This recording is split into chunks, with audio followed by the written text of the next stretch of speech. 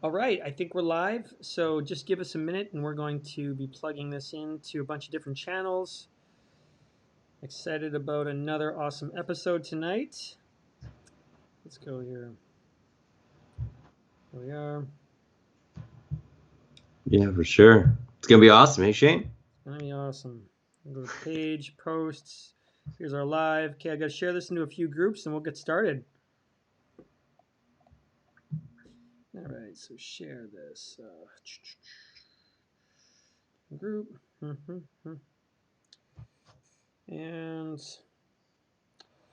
all right, and also There share we go. to my. So I think this is our eighth episode, isn't it? Yep. Like this is consistent, man. I think we built this into an effective habit, isn't it? Yeah, no, I know. And we got to keep getting a little bit more. Okay, there we go. Now I'm live. All right, guys, welcome to the 667 Experience. My name is Shane Carling, and we are here to talk about six packs, six figures, and Sabbath. I'm here with my co-host Jordan Rouse, and we like to get into it.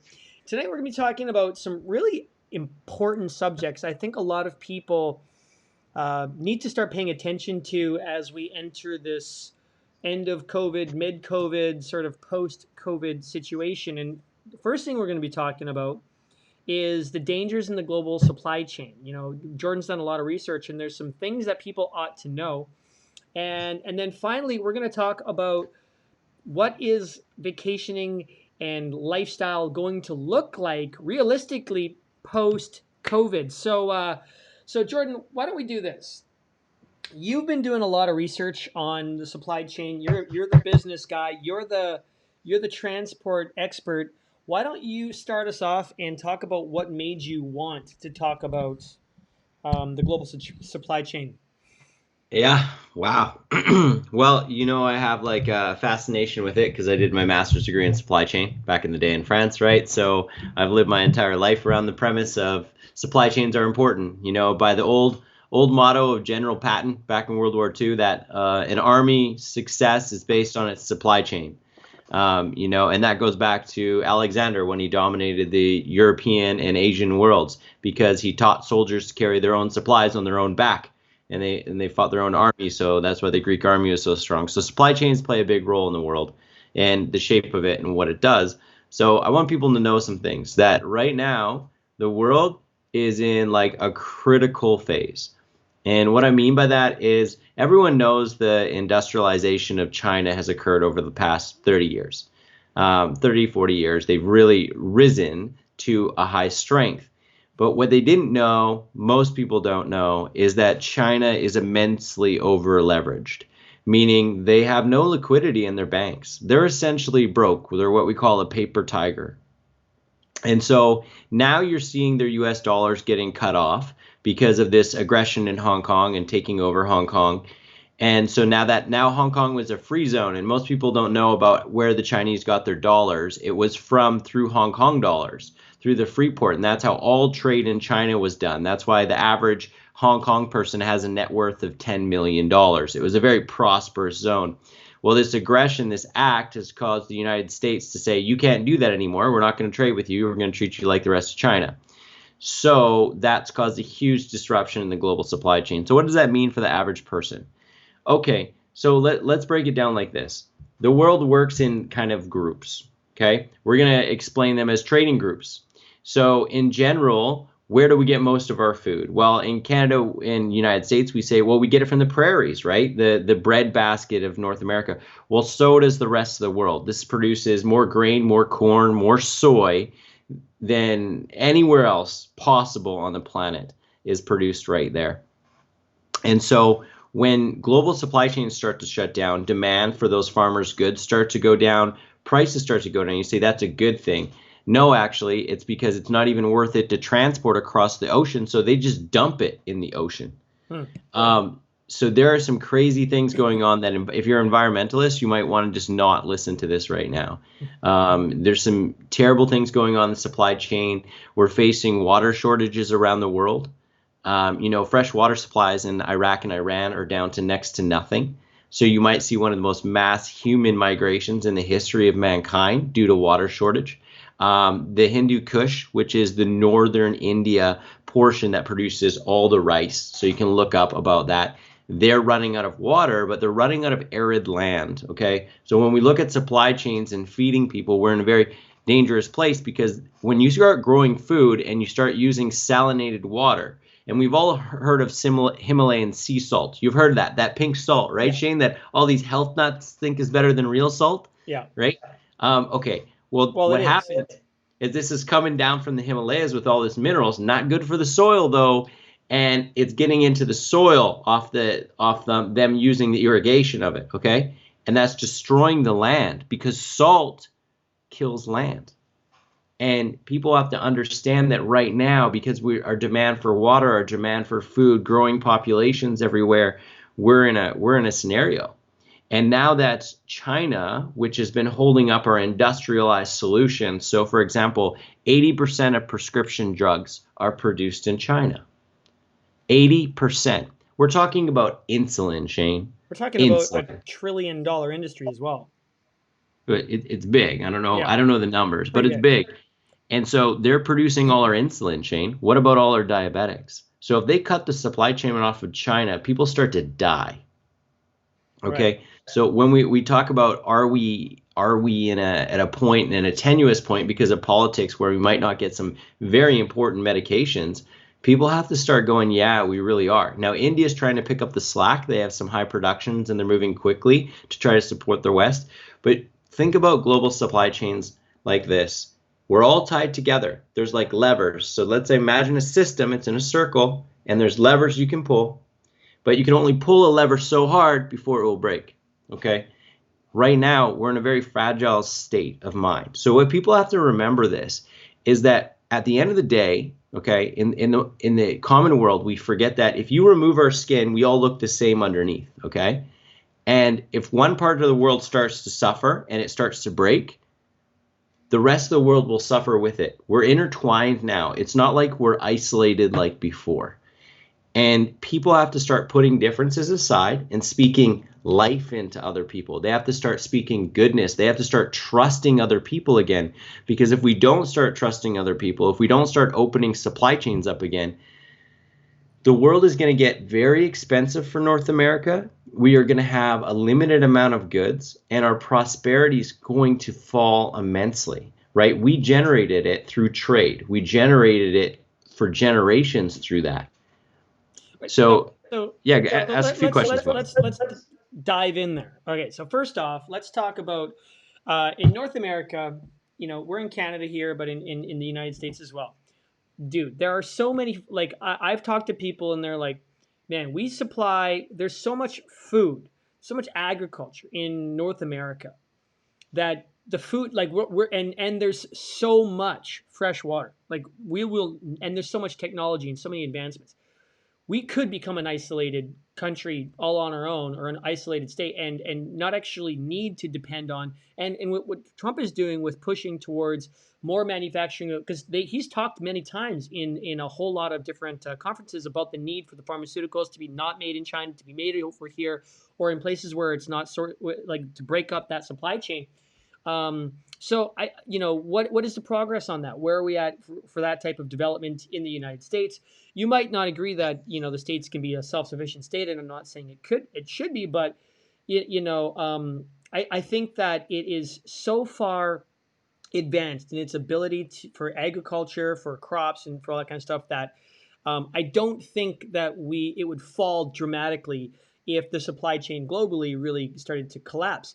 There are some massive issues I want to talk about with the water. Obviously, that is massive because that's going to create a lot of civil and political unrest in the Middle East and also in the area in India that you're talking about. That's kind of crazy. So where can people find sources for that information so they can look up, the water that they're using that's getting loaded up with minerals and salts?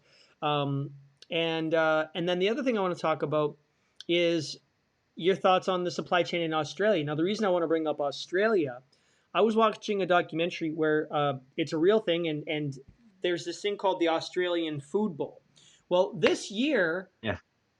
with all the fires and all the like this year, they didn't, like, Australia got hit harder in the last year than like anything. Like the whole thing just burnt. Now their food bowl was not planted. They didn't plant food in the food bowl, and with all of the supply chain that's starting to break down, getting produce to Australia, the big problem that they're having now is they actually don't have enough food supposedly. And I got maybe you've heard different things. Apparently, they don't have enough food there in Australia because they didn't plant the food bowl, and their imports are starting to go to hell in a handbasket. So what are your thoughts on all that? Okay, so let's start from the top. Let's start from what you asked because there's a bunch of questions there. I'll start with With the one states question and I'd like to explore. So let's talk about United States and let's talk about repatriatizing supply chains and things like that. Is that the right idea? Yes, because we should always have a certain amount of things we produce here to protect our population, especially with communism around. Because communism is anti-democracy. So if you live here and you're a fan of communism, well, move to a communist state, try it out, and if you still like it, come back and tell me you're a fan. It's just like realism has to set in for people that democracy set us here, and it's a good thing. And I think repatriatizing away from people who really want, in our end, if you think about who they want our destruction and our death. That's communism. That's what they want. Anything that thinks aside from them to meet their needs, or it's eliminated. That's how that works.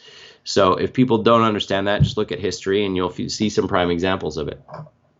So what does this mean? So are we on our way there? No, it takes 3 to 4 years to start a drug manufacturer, Shane, and bring it up to code to be able to produce those drugs. So we are years away. Now, if you put all the efforts of the United States behind it, yes, we could ramp it up maybe in 2.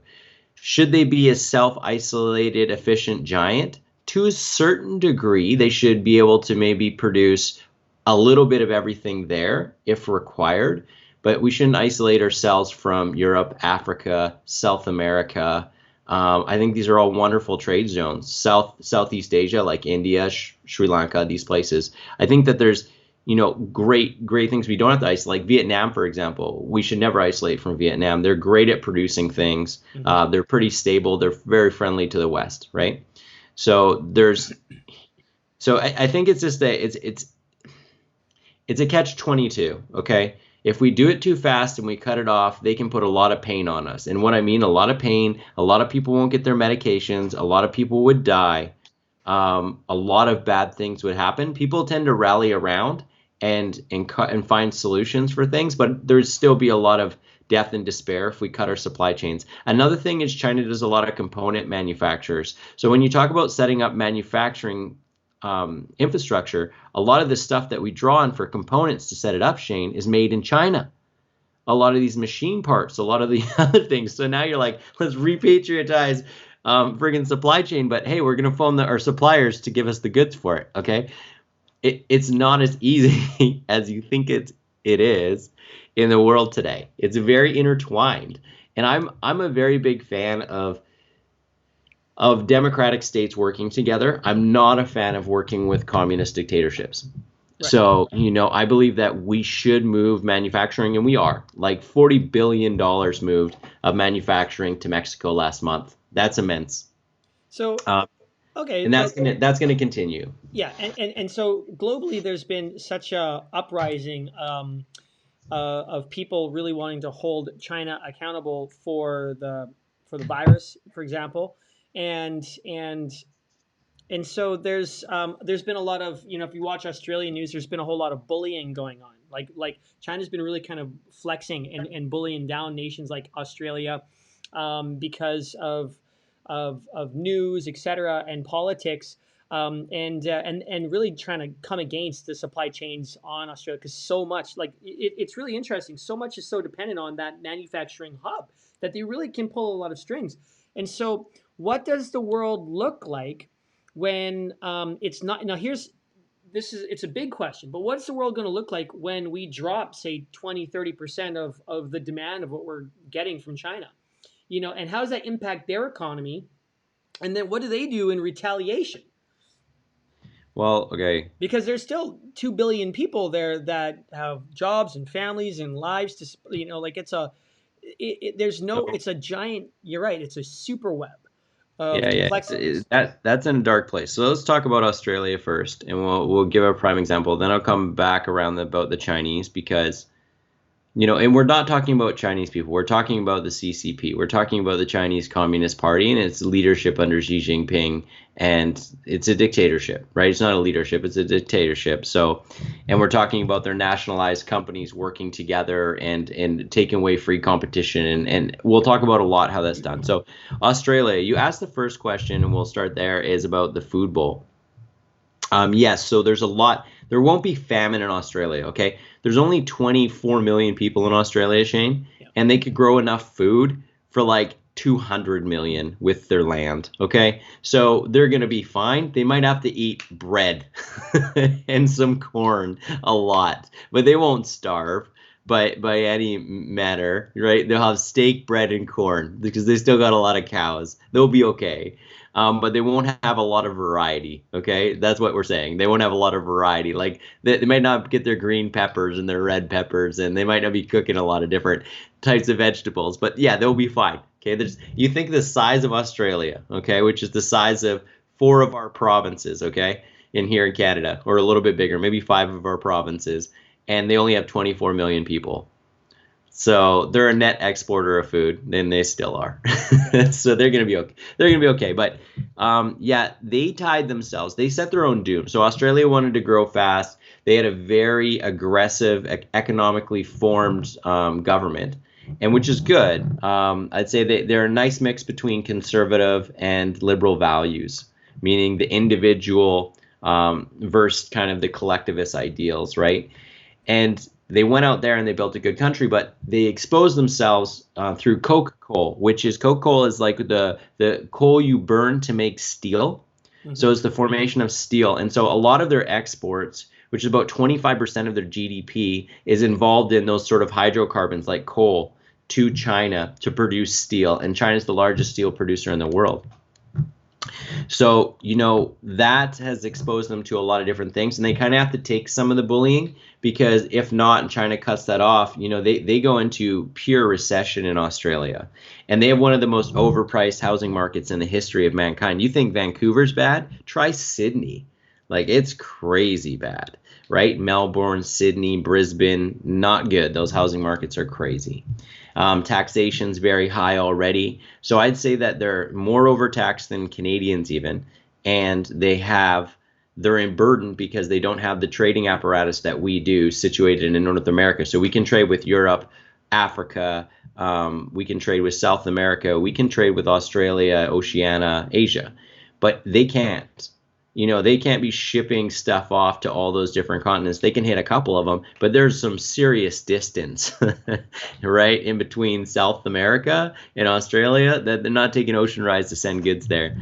So they're at a stark disadvantage. Can they work themselves out? Yeah, Aussies are tough as hell. If anything we know about Australian people, they're tough. Yeah. And New Zealand as well. And they could isolate their economies. They trade with America, they trade with Canada, they trade with the westernized nations. India especially, they could supply in a big way. So I see a bright future there, but I see some hard times ahead.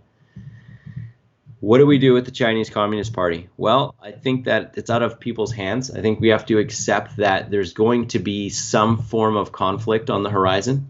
Whether that's an armed conflict or an economic conflict in a massive way. I think it's already an economic conflict. It's already there. Like we're but it's going to be how do I say this? It's going to be very audacious soon, where countries, and you're going to see the rise, and this is a sad part, you're going to see the rise of a lot of racist tendencies around the world towards Chinese. It's happening here, like even in Vancouver, the most liberal of places. Okay, Shane, there's a lot of racist sentiment.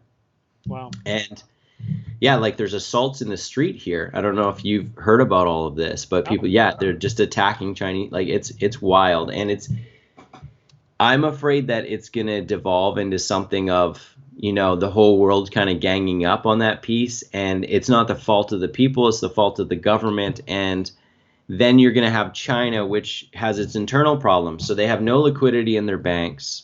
Okay, they have a massive social disparity between rich and poor. There is a small middle class that is formed. But when I mean small middle class, I mean about 80 million people. But when you're talking about 1.4 billion, okay, that's about what? 10% of the population, give or take 8% of the population.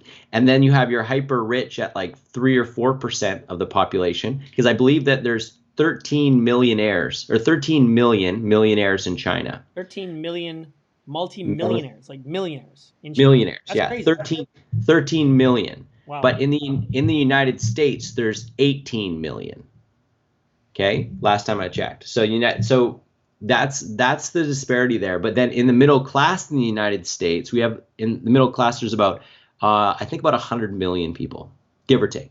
In the middle class in the States. In the middle class in the States, and there's only about 80 million in China in total. So the United States is way smaller. So the prosperity on a global scale. So you have a lot of poor people in China that get abused, they get used, they get pushed into places, worked crazy hours.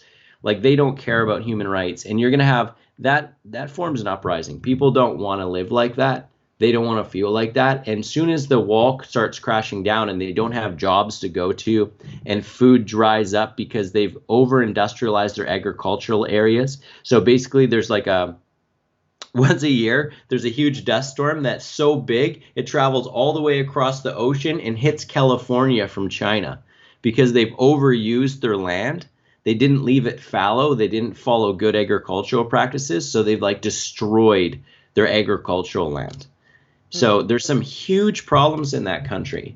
There's huge injustices. Like they have millions of Muslim men in concentration camps in the north of the country called the Uyghurs. Now, they don't just put the men in the concentration camps, Shane, and just this is going to trigger a lot of people, and you probably don't know this. They send the military Han men in to rape their wives while they've encamped, put these men in concentration camps. How do you know? Because that sounds insane and horrible. So what can people do to find evidence or proof of that? Good. Go on the Washington Post. Go on CNN. Okay. Go on any major news source, and there's tons of articles about it. Wow. Okay, so what they're doing is they believe that they can break the will of the Muslim people there. That's cool. And by doing that, they're separating families, and then they're beating children almost to death. They're putting the men in concentration work camps, and then they're raping the women. And it's crazy, man. Like the fact we live in a world where stuff like that is happening again, like it sounds like World War II all over again. Yeah, it's shocking. Yeah, so if people go do the research, they can see that this is just a reality, okay? And that we're doing nothing. The westernized nation is turning a blind eye. We're rioting in the streets.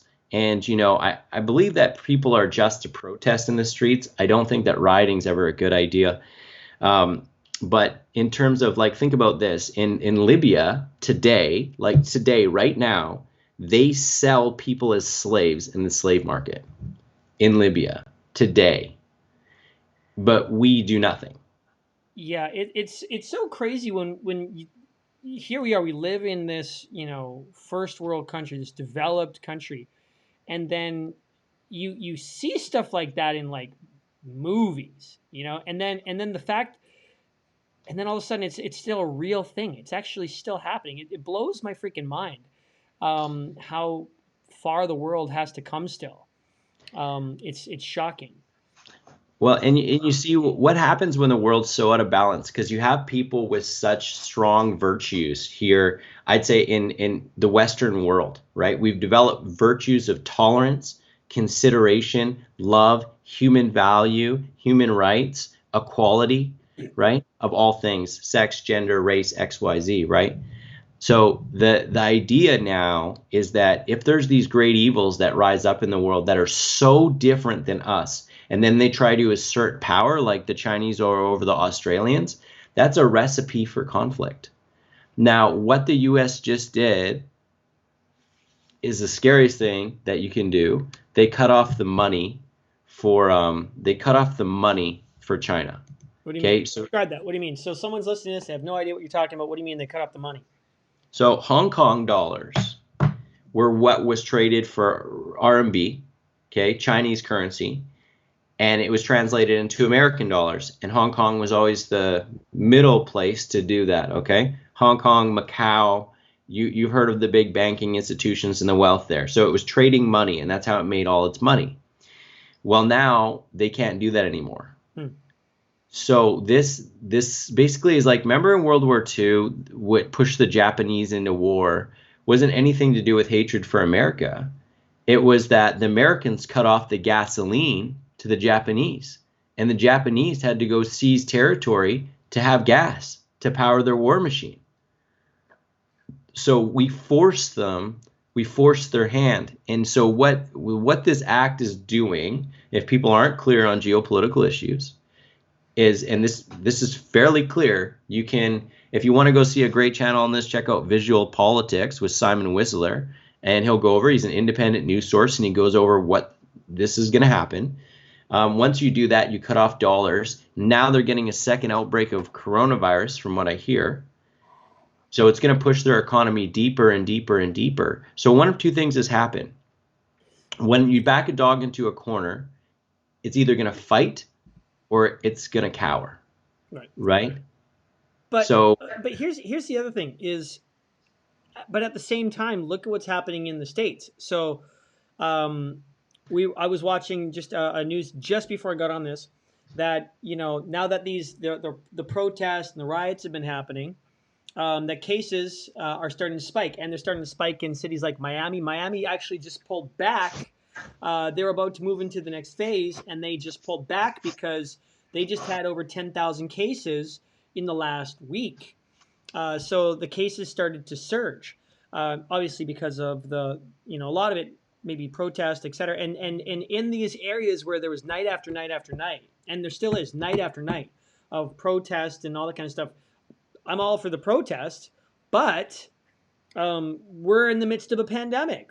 It's a real thing, and I think we're going to start seeing some numbers maybe shoot up in the next 2 weeks. Now, the United States was on track to a pretty fast economic recovery. I mean, honestly, they had a really good plan. I think that Canada, out of all the countries, some of the European countries have been doing fantastic. Canada, I think, has been probably, and maybe I'm a little biased, I think we've been doing the best out of all of the countries because we're just crushing it. I think we've had like 2 new cases in BC this week. It's got it locked. I would say BC's crushing it. I would say Ontario's still in trouble, but BC has been doing like hats but off.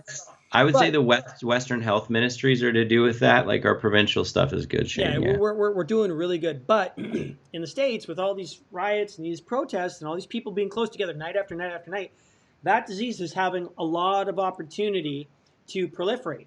And in the next couple of weeks, we're really going to start seeing, and what happens is, so the economy was just about to get back up, and then if the economy gets back into a lockdown, I mean, we're down. If it goes into another 1, 2, 3 months, like every month of lockdown, we're talking trillions of dollars. It's a crazy economic hit.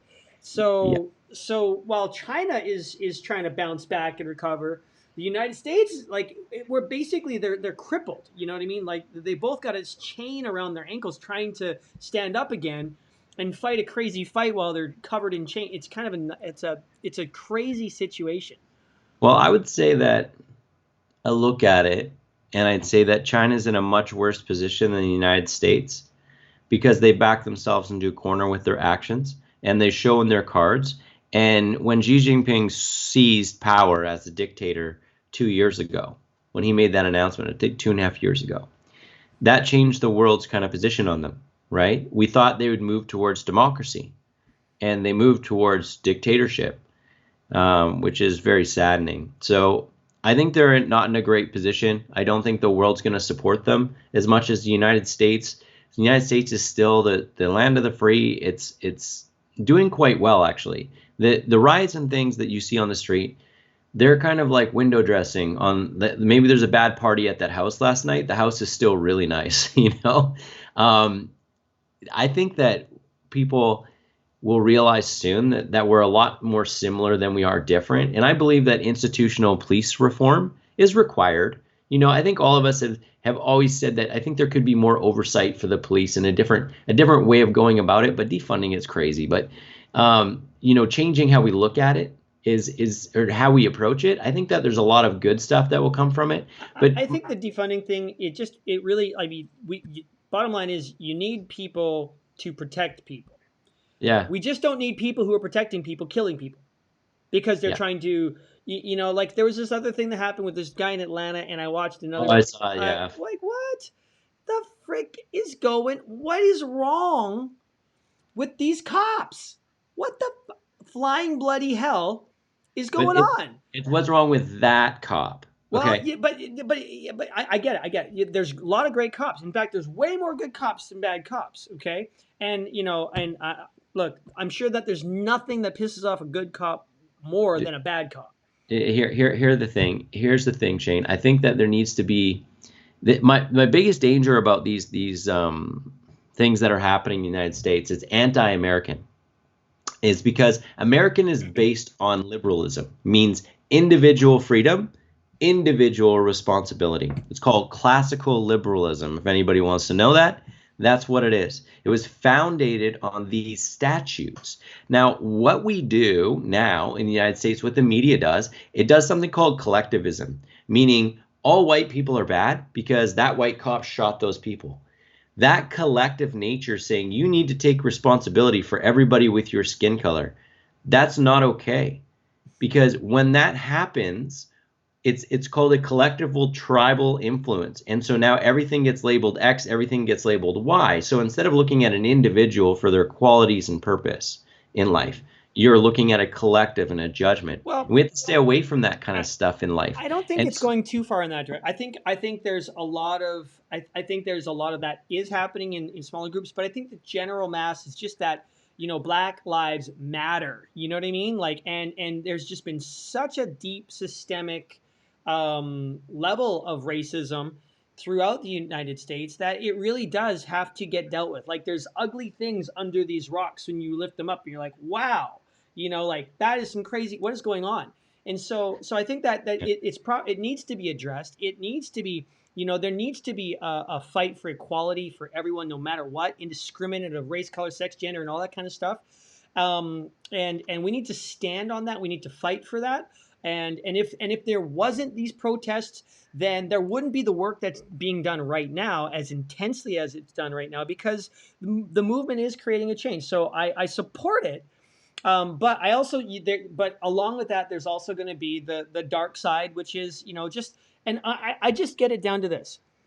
The only reason people get into where they just start painting everything with a broad stroke is literally simply from a lack of conversation, a lack of good conversation. There's people on both sides all having good, deep conversations, but the people who are brandishing things and everything's good and everything's bad, all cops are evil, those people, they're just simply the ones who are not actually having like, they're not getting into the conversation deep enough. They're just looking for some reason to hate something else, to make something else bad, so that they can find a way to justify something in their life. But most people are having very mature, intelligent, sophisticated, deep conversations. I think that there's been a lot of progress made. And it's going to continue. And it's not going to be an easy fix. It's going to continue to go. But I think that also kind of brings me to, should we talk about Chaz? What's going on there? Hold on. I want to address what you're saying. So there's a couple things. Like, I've been to the United States a lot of my life. Not once in that country, not once while I visited there, this is my personal experience, and all the times I've been down there, have I seen racism. Yeah, but you're also... No, I get it. But I have my friends of all colors while I'm there too. Yeah. I've never seen it. Never. Like, what I'm saying is, the United States, I don't feel is as bad as the media makes it out to be. I think people get along really well on the general. Like, I think at least 80% of people fall in the bracket where they all get along, they treat each other with respect, and they do a good job. Yeah, but I think 20% that doesn't is huge. That's the problem. But let's talk about this though. It doesn't mean that we can ignore that there is great things in the States, and they are amazing to one another typically, and things get along. And man, like, we grew up in Canada, we're so lucky, so we don't face systemic racism at the levels that they do in the United States. There's forms of racism here, but it's not as, how do you say, pronounced as it is down there, because we don't have the history of slavery here and all the different things that they do. Right. So, I can't understand their issues, but the thing is I want to move forward and say, they're going to work them out, because I believe in the United States. I think they will. They're definitely going to work all those issues out. And number two on this is human beings aren't that different, and we're gonna get down to it where we just treat people like people. I love what Morgan Freeman said. Morgan Freeman's one of my favorite guys in the world, not just because of his voice, because of what he says. He's like, stop calling black men, stop calling white men, just call men men. And he says that so pronounced because he says what it does is when you just call a man, it doesn't matter anymore what pigment they come with, on their skin. It doesn't. And, I think we got to move towards that where we eliminate those nomenclatures of like brown, yellow, black, red, white, and we just call men and women, and those are their descriptors. We don't move to everything else in the world. And I really liked how he put it. He's very eloquent, Morgan Freeman, as a person, right? So I want to say that I think that the United States will handle itself. I think these things will work out. I think reform's a good thing. I think it will come in. I think you're going to see the stinky versions of it, like that uprise, like Chaz and things, which turn into, if you're not familiar with this thing in Seattle, it's this uprising, this own state formed in the middle of downtown because the mayor's an idiot, and people are It's like a formed Peter Pan militias. scenario. Like it seems like a bunch of adults just took over 6 city blocks in Seattle and they put up tree forts. And I mean, I don't know what's going on, but it's so funny because these people fought for a safe zone with no police and no law and no guns and no nothing. But then it got taken over by some rap dude with a bunch of dudes who have guns, and they walk around like a military militia with guns, and then people have been robbed. Crime is on the rise because there's no police. They've had to call in actual ambulances and actual fire trucks for real issues that their jurisdiction doesn't have the capacity to handle, and it just seems, yeah. Well, it's not so easy to be in government until you're in government. Like, it's so easy from the outside to solve all the problems of the world. Yeah. But when you're in it and you see the realities of what's been created by an imperfect system, it's hard, right? So I say that these things are window dressing to what's happening in the world. And where I kind of want to move this, Shane, is people are paying attention over here. Like, the world's like, look over here. Rich people are like, look over here. I'm going to give you all these issues that divide you. And then over here, I'm going to steal all your shit. And people aren't realizing that. People aren't realizing what's happening. There's a narrative they're not seeing. They're letting these little things divide us, and this is what the powerful want. They want you to look over here and hate each other while they're over here seizing power. Right? It's the oldest trick in the book, right? Misdirection. And so while we're focused on looking at things that I think all of us agree, Shane, everyone should be equal. Everyone should be free. Everyone has a right to their life. No one should ever be shot by a police officer. Mm-hmm. Not unless they're shooting at them, right? Like, it shouldn't be a thing that happens. We can all agree on that. Yeah. I don't think there's anyone who can't. When my dad was younger, like, he actually he used to be a street fighter, and there was times where he would get drunk at the bar and actually get out and you fight with the cops. Like, they didn't shoot you back then. They didn't shoot you. You weren't going to die. Like, you could get into a fisticuffs with the police officer. You're probably going to end up more beat, and then they would take you to the jail cell and beat you some more. But you weren't going to die. You know what I mean? There has to be like a call of like, you don't just shoot because they resist, or that's. I mean, yeah, I could go off on that one for a long time, but yeah. But we all agree on the common premise that people need to be free, equal, happy, safe, and protected by the people that serve them. Right? We agree on that. But what people aren't paying attention to is they're fighting over these things we already all really agree on at our core. There's some assholes who don't, but they get taken care of in their own right, and eventually society gets rid of them on their own. So what you're not seeing is what's happening, this great global conflict and this shift in wealth that's happening over here. And people just aren't paying attention. They're paying attention to the narrative over here. They're not paying attention to what they should, which is, you guys got to protect what you have right now. You have to understand that your jobs are super fragile. Your supply chains are fractured. The world is out of fresh water. And holy crap, there's going to be a food supply shortage, a medical supply shortage. Things are coming down the pipeline. And if you think you saw the tip of the stock market yet, holy crap, wait till November. Wait till the money dries up from government stimulus after the election, and they go, well, we don't need to print money anymore. The election's done. And then pain, pain, pain. Yeah. So let's talk about the future of lifestyle. Like, okay, so we're moving into this post COVID now. There's really two scenarios. There's two scenarios. You tell me which one sounds more likely to you. So We're, scenario we're number moving one. into we're moving into second COVID. Well, okay, so yeah, we're okay. So everybody's enjoying this like summer paid for by your government, right? Just get That's those right. COVID checks. Enjoy your summer, but try to stay away from people. You're allowed to have backyard barbecues with maybe like 6 or 7 or 10 people, but you can protest with 100. All right, wear your masks and try to be safe. Keep your hands clean. However, if we start seeing a spike in cases and we see it get to the point where they have to hammer it down again in quarantine. You're looking at the global economic loss of, again, more trillions of dollars that are going to be taken out of the middle class because the rich are fine. They own businesses, they got investments, they got etc. Most of the rich are going to be fine. The poor, I think, there's always going to be a need for low paying jobs. Okay, for the next 10 years to 15 years until automation replaces all of that. But the middle class, your pub owners, okay, your your I don't want to say You're small. salon, but You're small. You're small business all your owners. small business people, okay, your people who are making 60 to $250,000 a year. They're the ones getting hit the hardest from this right now. I have a friend, he owns a nightclub. What's going to happen with that? So in the November, like, can you keep paying this rent every month for this place where there's no one coming in? How can we do social gatherings? What is the future of nightclubs? How are they doing it in Vegas right now? Do they have the capacity? Because what? So that's the scary part, is when everything goes back in and you've got restaurants running at a quarter to less than half capacity. You've got nightclubs. I think nightclub industry is huge. To be honest with you, I don't know how until there's a vaccine. I don't know. So that could be the worst case scenario. Go back into a lockdown.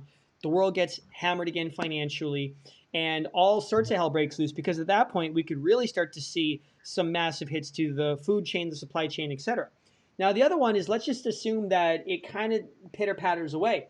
We still have to move forward into a world that is post COVID, where people are now more socially responsible, more conscious and considerate, mindful of their social habits, their behaviors, their circles, because you could still go to a party and come back with COVID, go see grandma, and grandma dies. So that's still a scenario.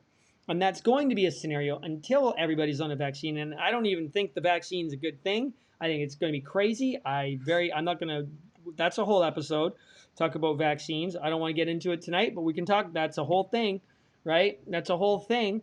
And so what is the future going to look like? Like, are people going to go and have, trips down to Cancun and for a vacation? And so it's all changed. Everything has changed completely. And so your travel, your resorts, your club, like your travel destinations, because people are more afraid to fly right now because of COVID, they don't want to get it. Flights are, do you know what the airline industry dropped to? They are like, Shane, I got one for that. They dropped out of the sky. they've dropped out of the airline industry dropped out of the sky. They are down like 90%. It's insane. It's insane. I don't know how. Like, why don't you describe to me what you see the future of travel and vacation looking like for people? Because it's going to be Right. it's either going to be a Well, premium, very let, expensive experience, so or let's talk about this. yeah, They won't lock stuff down again. They won't do it. They can't afford it, Shane. We can't print money forever. yeah. We'll go broke. Like Canada, United States, you can't do it again. If you do it again, stuff's gonna end. Like life as we know it is gonna be very, very different. So I wouldn't expect a lockdown. I expect restrictions, but not lockdown.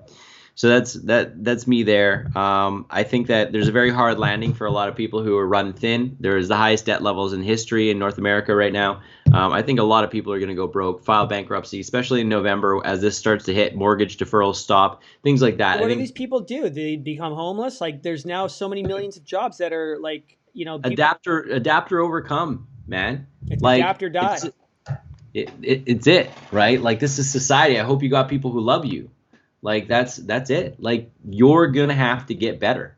You're gonna have to pick up your own sticks. There's gonna be no government to save you. There's no more dollars left. They spent it all, right? So what happens? So that's where people got to get innovative, use their mind, get ready to get some hard work.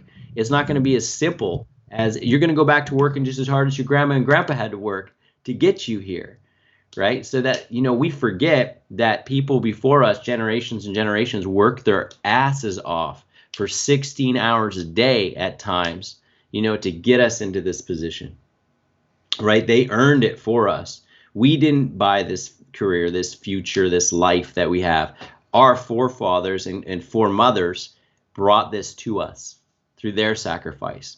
So we're going to have to sacrifice. And so that's going to be interesting. That's what I think. So what is the future of travel? Okay, let's touch upon that. The future of travel is going to be weird. Thank gosh we have Air Canada, because there's going to be air nothing else left just because it's funded by taxpayers. So there will be one flight to Toronto every month from Vancouver. What I'm going to say is people are going to innovate, and new airlines are going to come out. New ways of travel are going to come. I think that people are going to travel a lot less. I'm not going to lie. I think these mega resorts and things, I think their time is almost done. For now, I think there's a season. I think it's a slowdown season. Could be a few years. It could be a generation. It could be a generation, because will someone take up the gambit to say, I want to run international airlines again and take the risk towards the next pandemic, leverage billions of dollars of their money to take that risk on tight margins? Yeah. So the world of cheap travel, the world of cheap, abundant travel is going to dissipate. So maybe they're going to come up with a new travel technology, a new anti-gravity, like literally maybe it's time. Okay, look, why in the midst of the pandemic, when there was all the most crisis at the very climax, where people couldn't even pay attention to anything else, you're like watching the news freaking out, and they're like, oh yeah, by the way, UFOs. Just throwing it out there. We saw UFOs. It's a real thing. The government has seen actual UFOs, and they're crazy. These things flying around. We don't know what the hell they are. At the peak of the biggest crisis in history, where all the world's eyes are watching the news nonstop, they're like UFOs. So, is the next chapter of 2020 going to be alien technology? And maybe we have anti-gravity shuttles, and travel becomes next to free. So Shane, I would think that would it out there. That would be cool. I'd be super stoked. Dude, I'm not going to be surprised by anything now. After what I've seen, nothing will surprise me. And have you ever seen that show, The Truman Show, with Jim Carrey? Yes, I've seen. Where he's on that TV set. Yeah. And it all started the day that Donald Trump won the election. I woke up and he had won. And I looked myself in the mirror and I had to smack myself in the face. Hard, legit. And I had to say, nope, it's real. This is the real thing. So it's one of two things. It's one of a few things. We're in the Matrix. This is actually real, and this is friggin' insane. And the world's kind of losing its mind. And there's less control than I thought out there. Or number three, aliens are already here. So, we can assume whatever reality that you want. Do I believe there's aliens? Yeah, 100%. I believe 100%. I've seen things in the sky. When I was sitting on my buddy Ben's porch in small town Williams Lake, I saw it, and this with my own eyes. This is why I believe it. I saw this light zip across the sky, and there's a military base not far from where we were that tests some pretty crazy things, but this thing went across the sky probably 70 miles like this.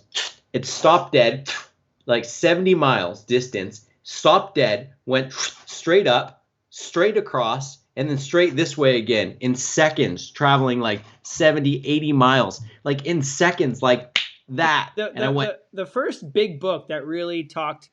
So you have the Sumatra Sumerian text and the Sumerians, and they're all of their writings talk about these gods that came down from the heavens, right? The Bible, angels came down from heaven. Now, if you don't have another word for angels, let's just break this down. They're not some mythological kind of thing.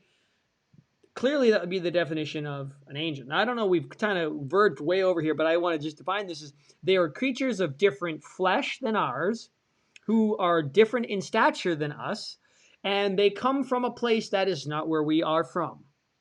Well, Okay? I don't want to play that angels are from like another planet, man. Like I No, don't want to I'm play saying, that well, who game. knows? Like, dude, like maybe Star Wars and like is a real thing. All right, it's But a I'm real saying that thing.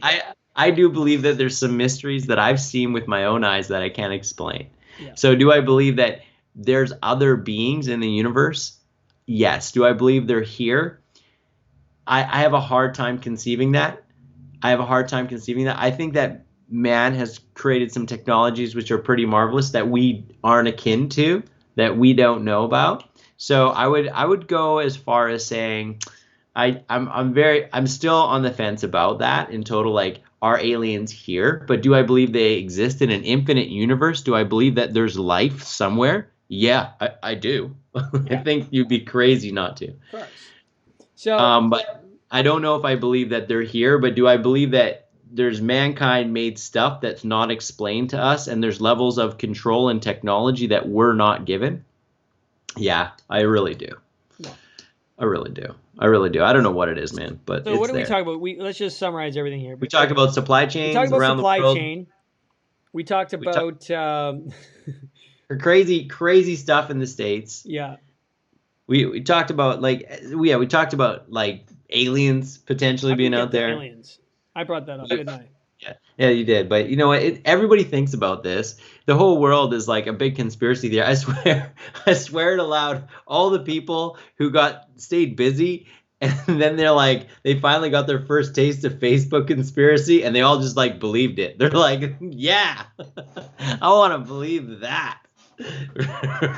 So I don't know, man. Like, no one can say they have the answers, but they can say this: if you're smart enough and you're willing to work hard enough, there's going to be a great future for you. But if you're someone who wants to sit there with their hand out and sit in fear in your basement and be scared of everything, good luck. Because ain't no one going to come save you, especially Mr. Government. Yeah. So, you got to put it on your shoulders. And my favorite thing about this, Shane, this is my favorite part about this. In great duress times, classical liberalism, personal responsibility, individualism, it rises up and people got to have it again. And I'm just so pumped that these people who would suck the system dry have sucked it dry. And there's no more to take. And they're going to have to get their butts to work and do something. I'm pumped. I'm pumped about that, because we've had too long in society where we just hand things out willy-nilly. You want a $10,000 check? Here you go. Why not? Or 10,000 or 20,000, whatever you want. I'm pumped about going back to a conservative base with classic liberalism as its needs for the individual. That's going to be a great future for anybody who wants to work. And if you don't want to work, yeah, you're screwed. Well, I mean, yeah, people can, but I think right now we're shifting. We're still it's been a slow shift from the industrial age to the technological age. It's been a slow shift because there's still so much industrial job work, but automation, technology, robots, machines are slowly, or I guess you could think quickly, replacing all that. So I think the real future is that we're moving into a value based world where I think the future is, for social experiences, for travel. I think that what's going to get the money is the creation of more intimate, more profound, more beautiful, exquisite experiences that really help people connect. I think that social distancing has taught us all that it feels amazing to finally actually be in other people's presence. And so we just have to do that in a more mindful way. I think that there's a lot of innovation that can happen and a lot of ideas. And right now is a time for visionaries. Right now, as this world crumbles down, it's the time for the new generation of visionaries to see what's not there, to see how things could be better, and to will it into the existence. And we'll see, I think, some of the most incredible breakthrough technologies coming out of this. We're going to see some of the most incredible business opportunities and business ideas that the world has ever seen. I think that someone will be able to Elon Musk it and figure out the whole travel situation. I think that battery technology and fuel cell technology and rocket technology are growing at exponential rates. Tesla is releasing a 1 million mile battery. 1 million mile. It'll be good. You can recharge it so much that you can get 1 million miles out of it. Like I've never even seen a car that's gone 1 million miles. That's There, insane. there, there is a prototype. It doesn't mean one charge million miles. It means No, the no, I know what battery. you're talking. I know, but I'm saying that like a battery right now is good for maybe 100,000 miles, 150,000 miles. Now we're talking 1 million. We're talking 10 times, and it's going to have more of a charge. It will be able to go. You'll be able to get 1,000 kilometers on or 1,000 miles on a charge So, for so solar. Shane, here I'm gonna give a little bit of a hopeful message now. I agree with you. So, telling everyone it's gonna be hard. It will be. This transition is gonna be the Not rockiest time in easy. the world. Yeah. But I'm gonna tell you something cool that's gonna come from it. You're gonna see more technology and get more comfort and have more fun than you've ever had in your entire life if you choose to take up the mantle, be a leader, create value, and assume your potential, right? You go achieve your potential. If you do that now, you're gonna have things that you only dreamed of in Star Trek and Star Wars. Like they're gonna come to you. We're gonna be able to hit like you say, teleport, Yeah. go across the world. That might be possible in like 30 years. Potentially, we don't Or know. 10. But I don't know if I want to be demolecularized, Shane, and remolecularized. I'm not like I'm on. super. I'm doing it. I'm in for sure. If they can teleport me to another place, I'm on But board. what if your nose goes from your face right onto your butt? Like Yeah, it's a terrible situation. I don't think that would it's happen. Yeah. it's a terrible. So like you think about these technologies that are coming, it's fun. I believe that Elon Musk is allowing a new generation of person to see what an entrepreneur can be. Yeah. Right? He's the guy who said, you know what, I want to build a rocket company. So he taught himself rocket science, picked up textbooks, got good mentors, and taught himself rocket science. That's crazy. So just think about what the world is coming to. You can do anything. So be unafraid, be enthused that you have the chance now. Knowledge is available. Anything you want to do is at your fingertips. It's a crazy time to go be a go-getter. But if you want to be a go-stay-homer, oh boy, things are going to not be so good for you. But you can work from your home now. So, hey, you got some benefits. But what I mean is like you got to take your mind and you got to go get it. You can do it from the pleasure of your own home. Welcome to a digital age. Yeah. We're there. But yeah, it's cool, man. Like I feel willfully optimistic about where things are going. I think the States is in for a big turnaround. I think our people are going to be a lot kinder to each other after this is done. Yeah. Because I think there's going to be a lot less to divide them. I think that this whole thing that came up, I believe that there's reasons for that. There's reasons that people, and they feel it and it's something palpable to them and they reacted. And I think that's a good thing. And I think the next stage down there is going to be fun. And I think here in Canada, I think just because of what happens down there, we like learn by proxy. Have you noticed this? Canadians are like, oh yeah, they got a point there. We should reform a little bit ourselves, shouldn't we? Hey, like it's so funny. There's nothing funnier than a Canadian giving a Canadian accent. Well, yeah, because that's what it sounds like. It does, right? Right. There's no boot about it there, Shane. We have a good one over here. Right. Awesome. So Canadians are funny people, right? We're good and we learn, and we're here for the rest of the world. So I think there's a couple things, Shane, that you should talk about before we go. Travel. This big topic in the world. You and I, we love travel. We love to see the world. Do you think that travel, based off the world becoming way more expensive to travel, will shift to a form of virtual reality travel, where people put on a helmet and maybe there's a 4D experience, maybe it shoots mist or something, and like makes you feel like you're there? I think the future of travel will be really in Neuralink. So I'm gonna let you think about that one for a couple weeks. Well, I know what you're saying. Because look, there's episodes, if you watch on Netflix, there's Black Mirror, there's these, like to create an experience, like a lucid, real life feeling experience only in the mind, where you can see, you can smell, you can feel, you can hear, you can move, you can enjoy experience. Like a lot of what's going to happen is, and it's coming so fast, it's faster than fast. This plugging in the next 5 to 10 years.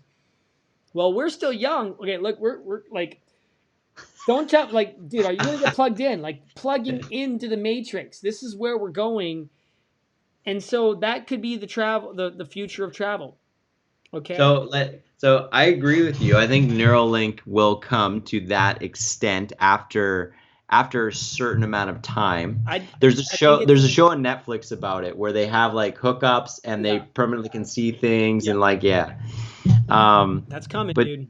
It's coming. I think, and I'll tell you why. Because okay, so what if we didn't fix global climate? Like I've always been, I don't really know if I believe in climate change, and some people really get mad at me for saying that. I'm like, well, my reason for thinking that, and it's just, hear me out for a second before some people run off on this, is do you think that the banks that are investing trillions of dollars in oceanfront water real estate developments wouldn't have access? Like if they thought in 5 to 10 years that the ocean levels are going to raise 5 feet, you realize that they would be losing like literally trillions. I don't think that is what they want to do. So that's something to really consider. But let's just say that global warming, we got on it too late.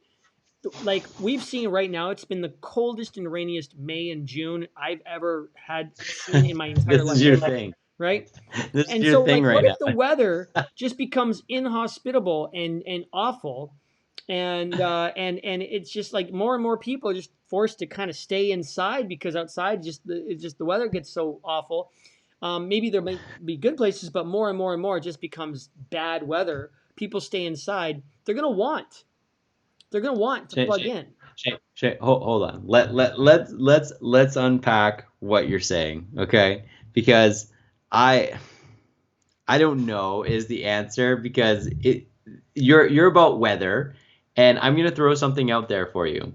I want everybody out there to look at something called the Wardenberg Project, okay? And if you don't know what it is, I want you to research it. It was built by Nikola Tesla, and it was funded by JP Morgan. And I want you to look up the Wardenberg Project.